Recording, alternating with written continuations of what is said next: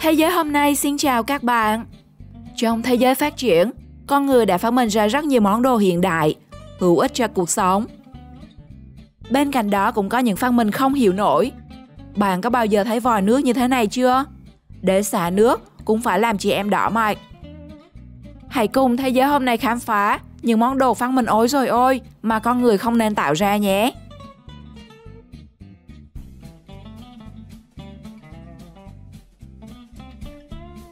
Hộp vô dụng. Những chiếc hộp nhỏ có công tắc khóa sẽ là nơi bí mật giúp bạn cất giữ đồ kỷ niệm hay nhiều đồ vật có giá trị, thậm chí là tiền mặt. Tuy nhiên không hiểu vì lý do gì, người ta lại sáng chế ra một chiếc hộp vô dụng như thế này. Khi bật nguồn, mỗi khi nhấn công tắc, một ngón tay kim loại sẽ thò ra và tắt nó ngay lập tức. Nếu bạn liên tục bật, chiếc hộp sẽ luôn liên tục tắt. Nhưng tưởng khi tắt nguồn sẽ công tắc, khi bật lên, bạn có thể mở chiếc hộp. Nhưng không, công dụng của nó chỉ dừng lại ở việc bật tắt cái nút. Và bạn cũng không thể bỏ thêm bất cứ thứ gì vào trong hộp.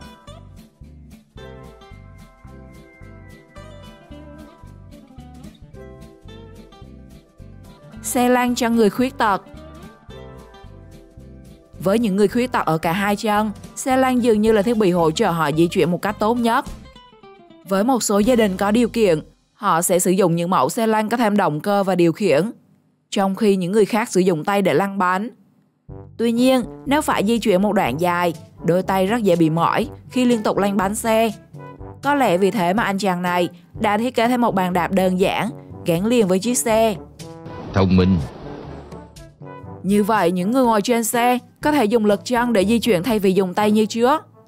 Nhưng mà khoan, nếu như vậy thì có gì đó sai khi chân người khuyết tật dùng đấy nhỉ?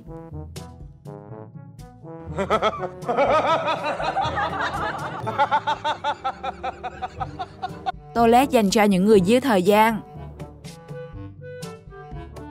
Một nhà phát minh nào đó đã cho ra sáng kiến với chiếc toilet trong nhà của bạn. Thay vì phải mang điện thoại ngồi bấm cả buổi trong đó, việc đi vệ sinh sẽ trở thành một trò chơi cho bạn giết thời gian. Nhưng bạn phải canh thật chuẩn, không lại phải lâu sàn đấy.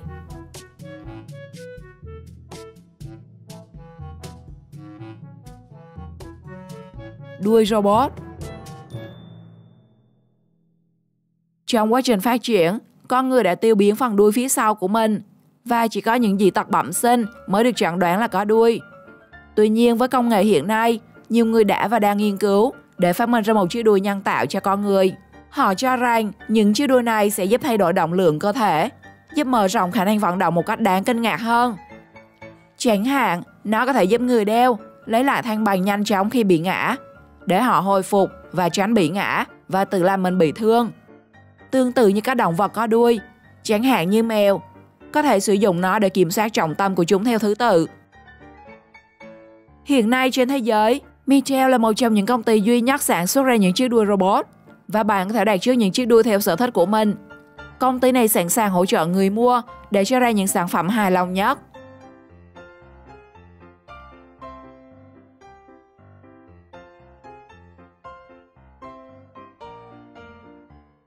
Jewel Cooler.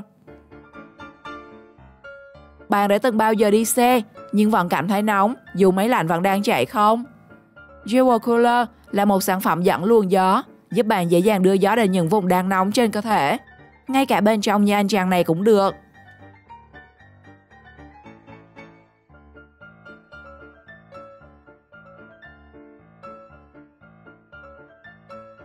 Túi đeo chó. Với những người yêu chó mèo, khi ra ngoài, họ luôn muốn mang chúng đi cùng.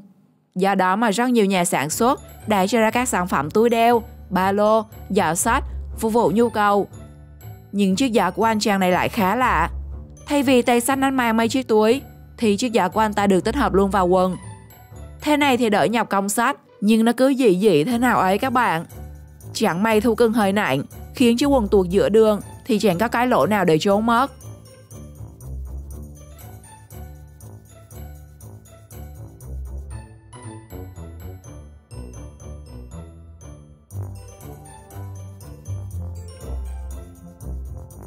Flip bike. Nhà phát minh nào đó đã cho ra ý tưởng về một chiếc xe đạp không cần phải đạp. Thay vào đó, người dùng được gắn chặt vào dàn khung xe, sau đó dùng chân bắt đà lấy trớn cho xe chạy về trước. Với những đoạn đường phẳng hay xuống dốc, chiếc xe này giúp giảm khá năng lượng khi không phải liên tục đạp xe. Tuy nhiên, với những đoạn phải lên dốc, vì không có trợ lực, bạn sẽ phải vừa leo dốc, vừa phải kéo theo chiếc xe nặng nề này. Đúng là kiếp nạn thứ 82 không chừa một ai đấy.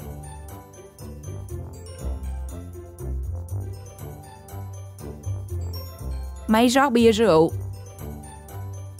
Sáng kiến khá hay khi chỉ cần đặt ly vào trong. Sau đó quay thanh, bia trong chai sẽ được rót đầy vào ly. Tuy nhiên thay vì thế, tự cầm chai đi rót có phải nhanh hơn không nhỉ?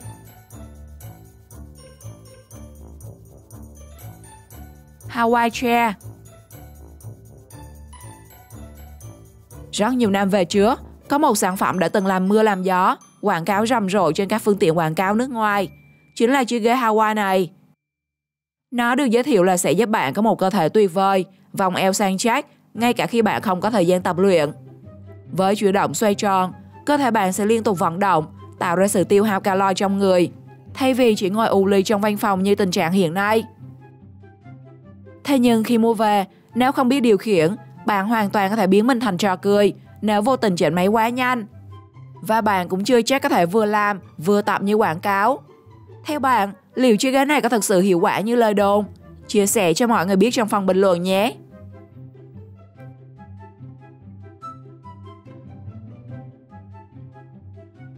Giày tăng giảm chiều cao. Thường xuyên bị trêu chọc về chiều cao, anh chàng này đã quyết làm ra đôi hài giúp anh cao hơn những người xung quanh. Chỉ cần điều khiển, chiều cao của anh sẽ tăng thêm nhiều cm. Thậm chí mấy đôi 9-10 phân của chị em phụ nữ sẽ không thể nào so với đôi giày này.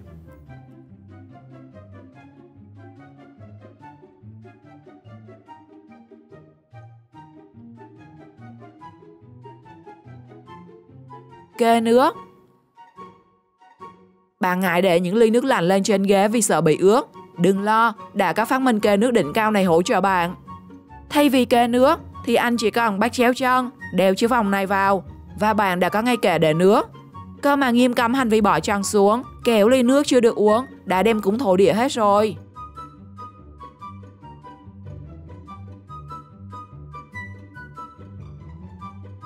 Toilet giới hạn thời gian. Những người ngồi quá lâu, dành cả thanh xuân ngồi trong nhà vệ sinh. Một sáng kiến về chiếc toilet có giới hạn đã được đưa ra. Theo đó, nếu không tranh thủ, chiếc bồn vệ sinh sẽ rút vô tủ khi hết giờ.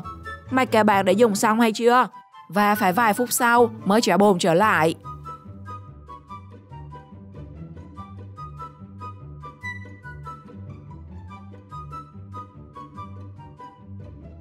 Ổ khóa hộp thuốc. Đây là một loại ổ khóa dành cho các hộp thuốc lá, được thiết kế bằng thép và có cả ổ khóa bên trong. Với sản phẩm này, những người hút thuốc kế sẽ không bao giờ làm phiền bạn. Giá đỡ điện thoại.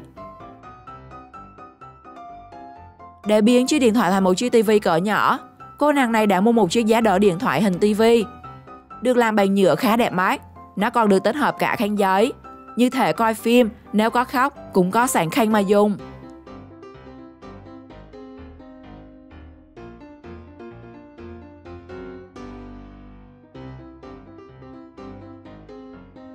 Ghế xoay. Không hiểu người đàn ông chế tạo ra chiếc ghế này để làm gì. Ngoài việc thấy chóng mặt, chiếc ghế còn làm người khác cảm thấy tiền đình, bởi nó cứ xoay 360 độ liên tục, còn hơn cả những trò xoay vòng trong công viên. Đây có lẽ là một trong những lý do phụ nữ sống thọ hơn đàn ông chăng?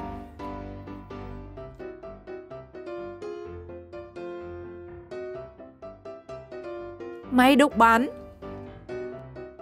Bạn đang bận làm việc nhưng vẫn muốn thưởng thức hộp bánh mới mua. Hãy lắp đặt ngay thiết bị giống anh chàng này.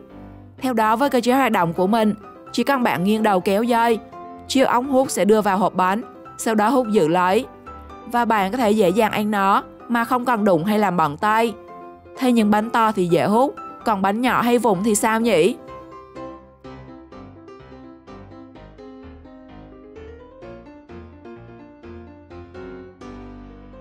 Ghế di động. Hẳn nhiều người từng rơi vào tình cảnh mỏi chân. nhưng lại không có chỗ ngồi tại các nơi công cộng. Chiếc ghế Bionic đã được giới thiệu với công chúng nhằm giải quyết tình trạng trên. Ghế được thiết kế để mặc vào dễ dàng như mặc quần áo, cho nhiều giới tính, kích cỡ và độ tuổi khác nhau. Khung xương ngoài cho phép người dùng ngồi với một tư thế hoàn hảo, tự động điều chỉnh cột sống của bạn ở vị trí tự nhiên, giảm nguy cơ chấn thương và căng cơ. Và để sở hữu, bạn chỉ cần bỏ ra hơn 10 triệu đồng khi đặt mua trên web.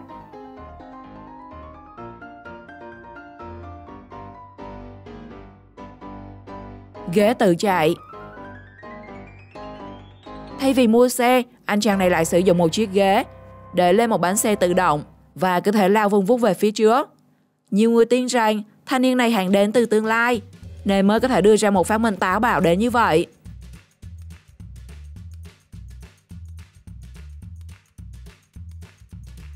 Bạn nghĩ sao về những phát minh điên rồ trên? Chia sẻ cảm nghĩ cho mọi người biết dưới phần bình luận. Đừng quên theo dõi kênh để đón chờ nhiều video mới hơn. Chào tạm biệt và hẹn gặp lại!